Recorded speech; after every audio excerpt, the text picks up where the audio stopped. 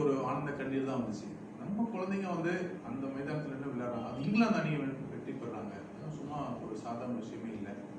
இதெல்லாம் தான் எங்களுக்கு வந்து பெரிய நம்பிக்கை கொடுக்குது. இந்த குழந்தைங்க சாதாரண பிள்ளைங்க, தெருவோர குழந்தைங்க சாதாரண குழந்தைகள் அல்ல. அது உலகுக்கு தெரிய வைக்கணும். அவங்களுக்கும் வாய்ப்புகள் ஏற்படுத்தணும். சமமாக மதிக்கணும். யாரும் வந்து இந்த குழந்தைங்களை மதிக்கிறதே இல்லை.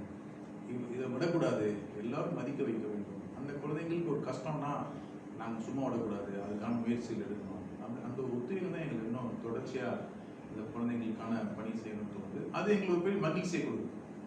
அந்த international day for street children ஒன்று இருக்குது. ஏப்ரல் 12 சர்வதேச தெருவோர குழந்தைகளுக்கான ஒரு தினம் அது. அந்த நாள் இந்த குழந்தைங்களை ஒன்று திரட்டி அவர்களுடைய பிரச்சனைகளையும் அவர்களுடைய வாழ்க்கையும் சிந்திக்க வச்சு அது உயர்ந்து செல்ல வேணும்னு ஒரு ஊக்கத்தை வருஷம் வருஷம் கொடுக்கணும். இந்த வருடம் என்ன செஞ்சோம்னா, அந்த குழந்தைங்க தங்களோட பிரச்சனைகள் எல்லாம் வந்து வெளியே கொண்டு வந்து அவங்களே பேச ஆரம்பிச்சாங்க. யாரும் சொல்லிக் கொடுக்கலாம் இல்லை, அவங்க இயற்கையா